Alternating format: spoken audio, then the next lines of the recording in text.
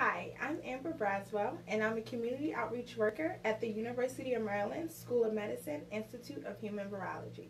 Today I am at the Community Health Education Center located on the Midtown Campus, where free HIV testing is available Monday through Friday. December 1st is the World's AIDS Day. In honor of the event, I have the pleasure to discuss HIV prevention and management with Dr. Sarah Schmalzle. Dr. Schmalzle is an assistant professor of medicine at the University of Maryland School of Medicine Institute of Human Virology and medical director of the University of Maryland Center for Infectious Disease. Thank you for joining us, Dr. Schmalzle. Thank you for having me. You can participate in our discussion by leaving a question in the comments for Dr. Schmalzle to answer during the live broadcast. We also encourage you to share this broadcast on your timeline. Let's get started. So, what is HIV and how is it different from AIDS? Okay, so HIV is a virus that affects the human immune system. HIV stands for human immunodeficiency virus, and this virus causes a chronic infection. AIDS is the downstream effect of having the virus, usually for several years or more. So AIDS is basically the advanced stage of untreated HIV infection, and AIDS stands for acquired immune deficiency syndrome, which means that the immune system has been damaged so much by the virus that the person will be susceptible to certain infections or cancers that a normal immune system could usually fight off. So everyone with AIDS got AIDS from having untreated HIV, but not everyone with HIV will develop AIDS. Treatment of HIV can prevent HIV from turning into AIDS, and it can also potentially restore the immune function of someone who has developed AIDS. How does someone get infected with HIV? So HIV can go from one person to another through contact with blood, genital fluids, or breast milk from someone living with HIV. The ways that it's spread between people are through sex, injection drug use, needle stick injuries, or blood transfusions, and also it can go from mother to child during pregnancy or childbirth or from breastfeeding. And today in the US, by far the most common route of transmission is sex, and the risk varies by the type of sex someone is engaging in and what sex their partners are engaging in.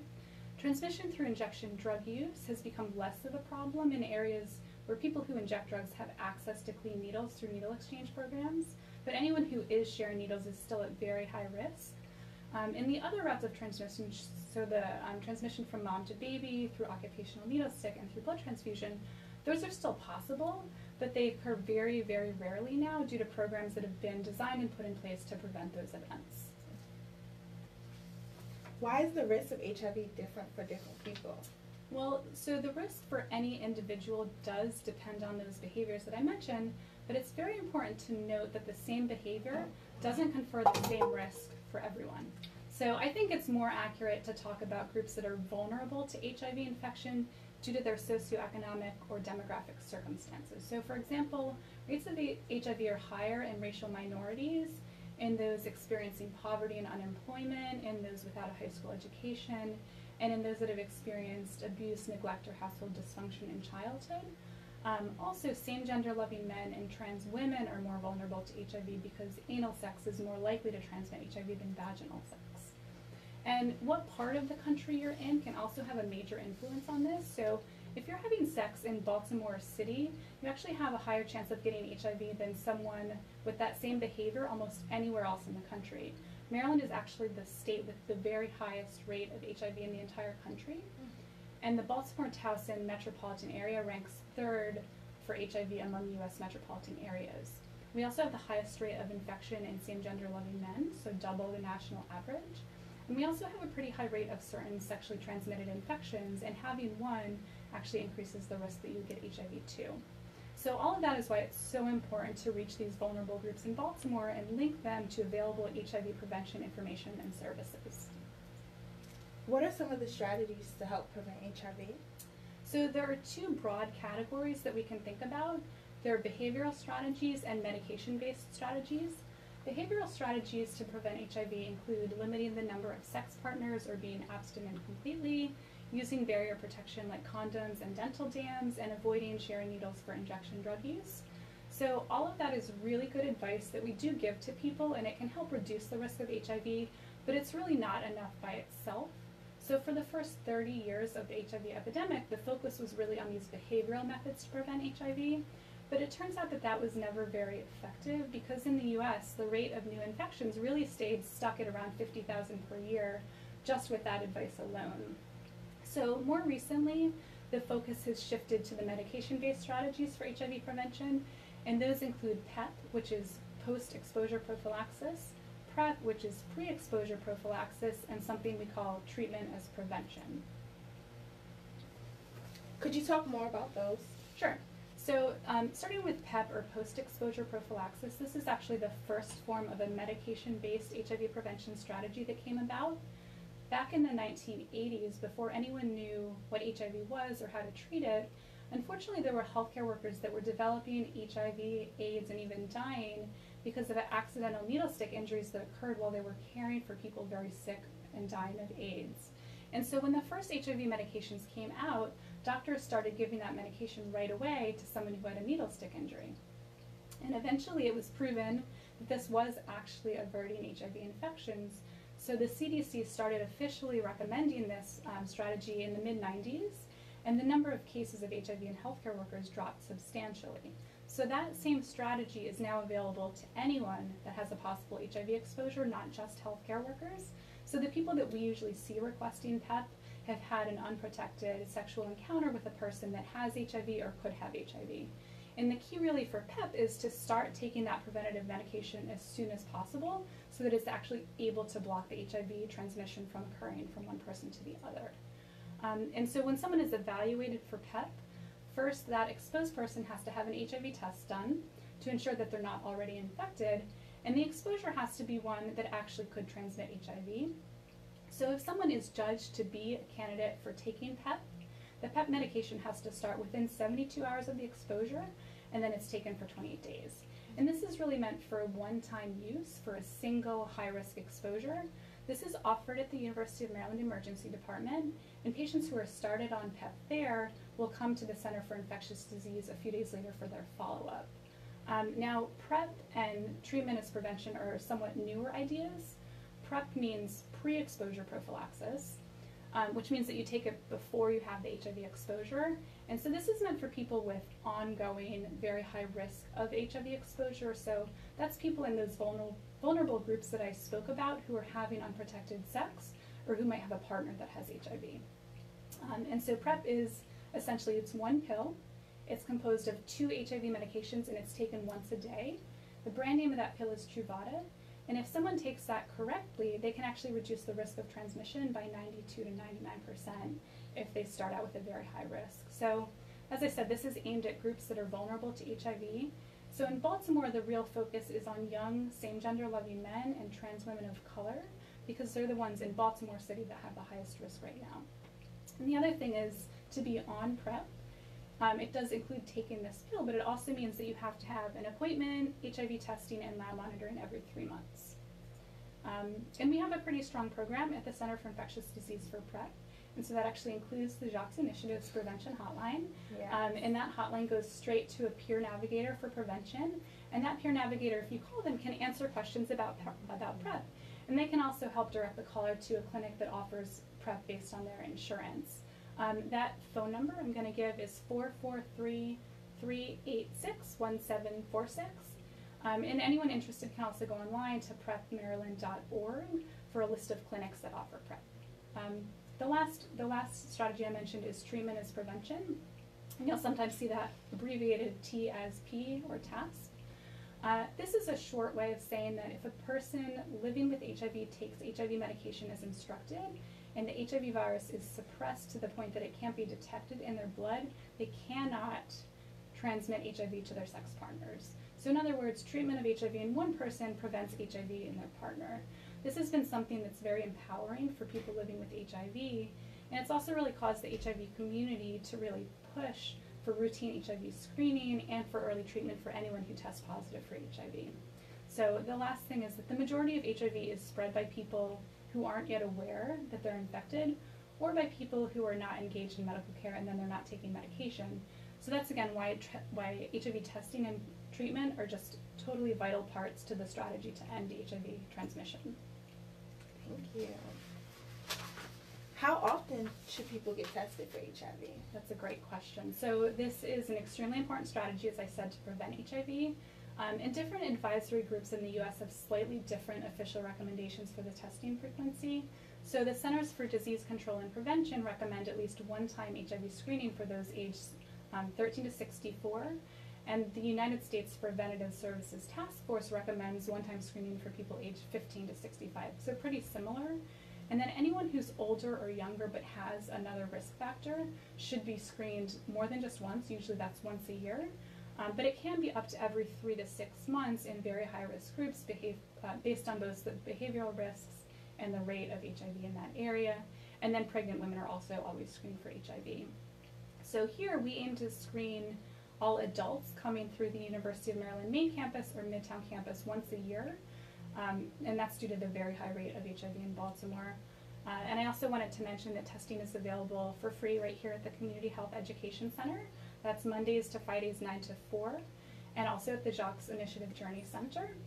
Mondays, Tuesdays, Thursdays 10 to 4, and otherwise by appointment. And today, because it's World AIDS Day, there's also testing going on at the van on the corner of Maryland and North Ave from 10 to 4 today. What are the common signs and symptoms of HIV? So people can go years without any signs or symptoms of HIV, which is why the screening is so important. Because the earlier someone's diagnosed and the earlier they get on treatment, the better that they'll do in the long run. And if the infection's caught and treated early, they should never have to worry about progressing to AIDS, and they're also preventing transmission to partners. On the other end of the spectrum, if people are diagnosed late into their illness, or they don't start treatment once they're diagnosed, they can develop serious complications that will have symptoms. So the major complication of HIV is AIDS, and AIDS can lead to serious life-threatening infections or cancers. Sometimes also people with AIDS can become very thin and have swollen lymph nodes, but that can happen with a lot of other illnesses too. And I should also mention that some people will have a minor viral syndrome when they first contract HIV. This can feel like a bad cold or a flu or even mononucleosis.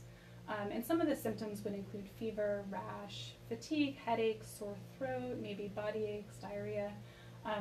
So often people just think it's a bad cold virus. So a lot of people don't realize that what they're having is actually acute HIV infection. And also not everyone has that. So in general, HIV infection is not something that you can diagnose based on how someone looks or how they feel. It has to be diagnosed based on this test. Okay. What are the next steps for someone who has tested positive for HIV? So anyone that tests positive can and should be immediately connected to HIV care. At our center, we have a program called Connect to Care, and that ensures that anyone newly diagnosed or out of care with HIV can walk into the clinic during regular business hours and get an immediate intake appointment. People who are diagnosed with HIV should know that HIV is now really a chronic but treatable illness, and that it can be controlled with daily medication. So people's lives and routines don't need to change, except for taking the medication and seeing their HIV doctor, usually about every 3 months.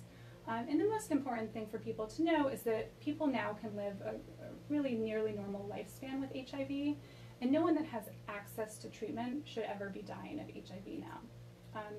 So once people do get connected to care at the Center for Infectious Disease, we have a wide range of services available. So of course we offer HIV specialty care, and that would include an HIV expert determining with the patient which medication would work best for them. They would monitor for improvement of the immune system with that treatment, and then monitor for any side effects or problems. Our HIV experts at the center also provide all of the primary care services that someone needs. So that would be management of common illnesses, testing and treatment of other infections, and preventative healthcare screenings and vaccinations. We also do our own screening for cervical and anal cancer in the clinic, and then we can refer people to any other services that they need outside of the clinic. We have a really amazing staff of people who are passionate about providing HIV care, and I'm so lucky to work with them and learn from them. So we have a whole host of different people. We have medical assistants, nurses, social workers, pharmacists, we have a nutritionist, housing coordinators, employment counselor, mental health counselor, referral coordinator, and these people really have quite extensive experience in HIV care, often for many, many years. What special programs and services are available to patients who may face social stigmas and other difficulties?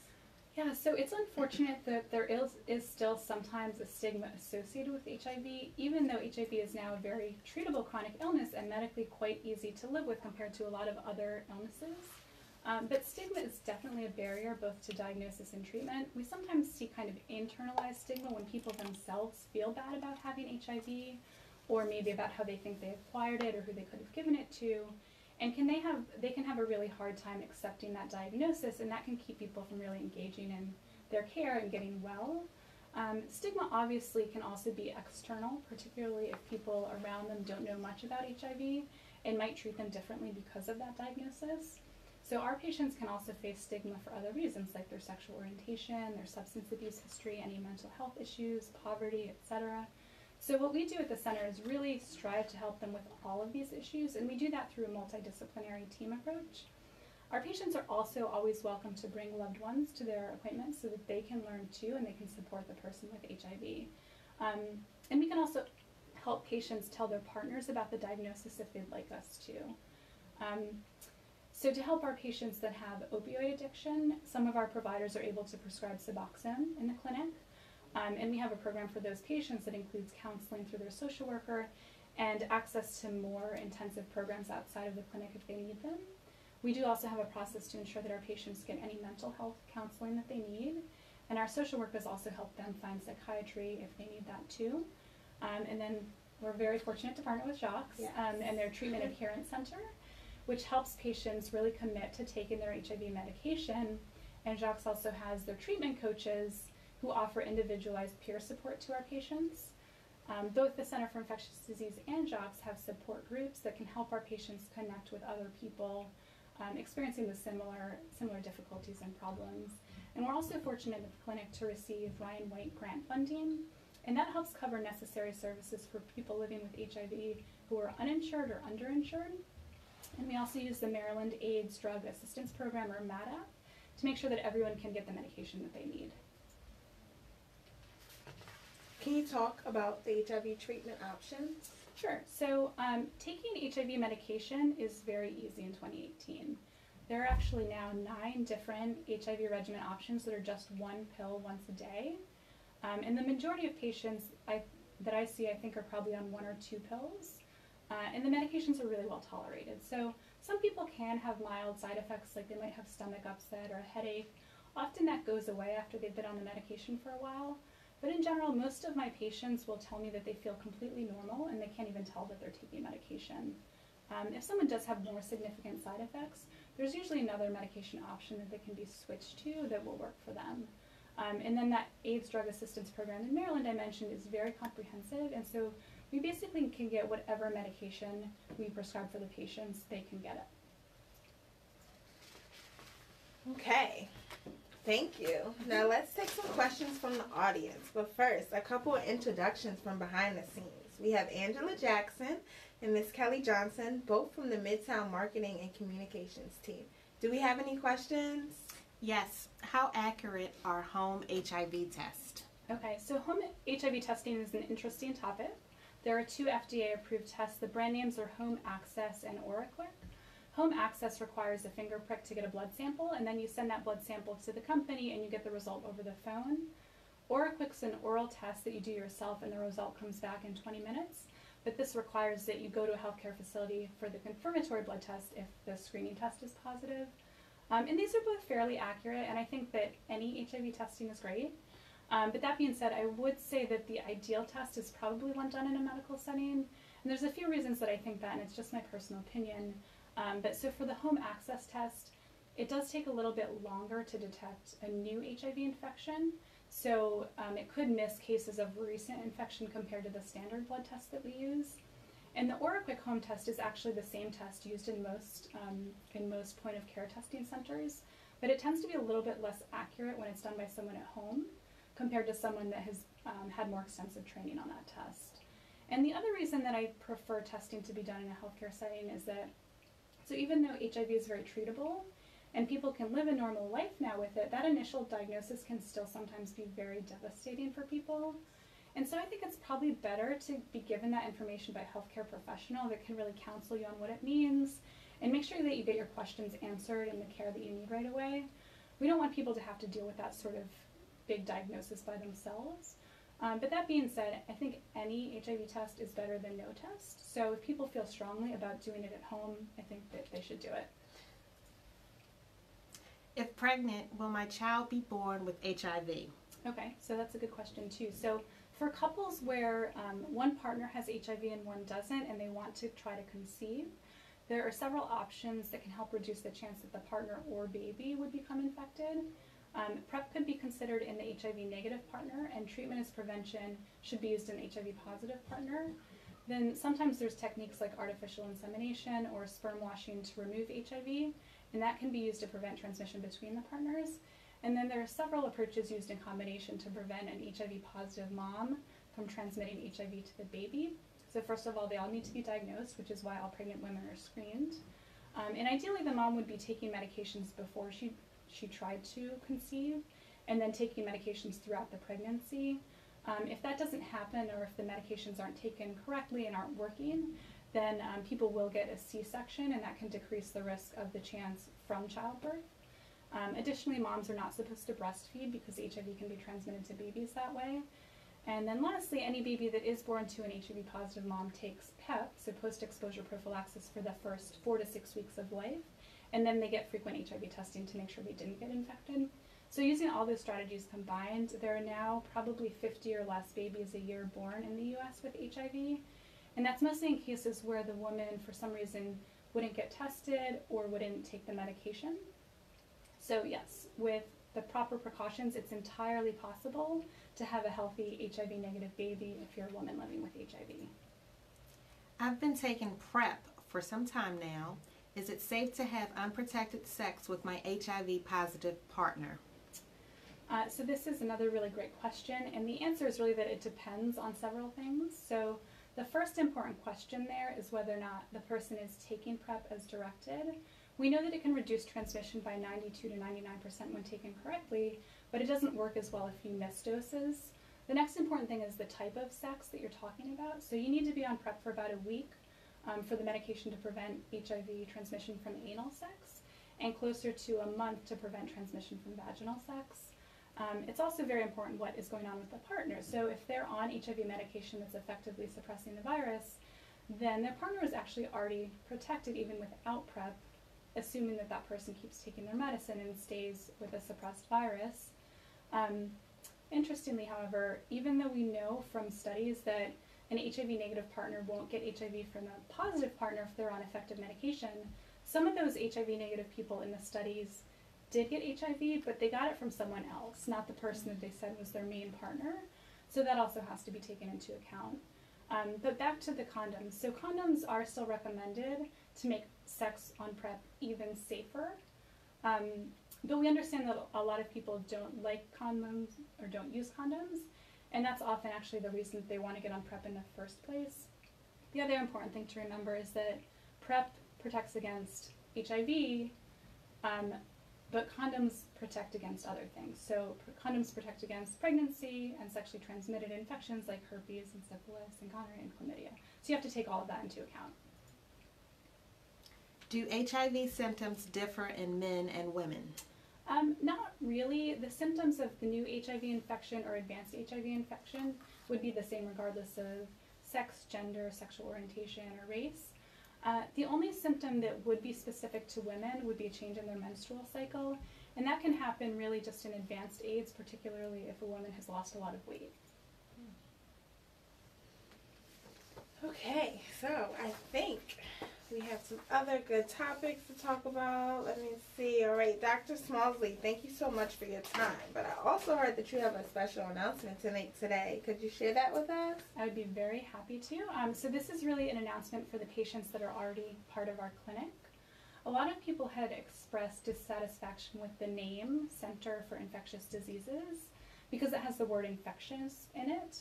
And I understand why that would make people upset or uncomfortable, because many people don't want others to assume or figure out that they're going to an HIV clinic or a clinic for something that's contagious. So with a whole lot of input from our patients, our consumer advisory board, our staff, our providers, many different levels of leadership, we're now officially changing the name to both improve anonymity and to convey a much more positive and empowering message. And this should really speak to the fact that all patients with HIV can live well with HIV. So our patients, when they go into the clinic, will notice changes to the signs probably in the next week or so, and I think people are going to be really excited about what they see. I'm excited. Okay. To schedule an HIV appointment, you can do that at the UMMC Midtown Campus, and that you can use the number, which is going to be 410-225-8369. And then for those who want more information, you can visit the UMMC Midtown Campus website, which is going to be www.umms.org/midtown. Once again, that's www.umms.org/midtown. Okay, thank you. And we have been speaking with Dr. Schmalzle, and that's for anyone who joined us late. She's also an assistant professor of the medicine at the University of Maryland School of Medicine, Institute of Human Virology, and the medical director of the Center for Infectious Disease at the Midtown Campus. Thank you for joining us today. This live broadcast celebrate World AIDS Day by getting tested and sharing this broadcast with your friends. Thank you. Thank you.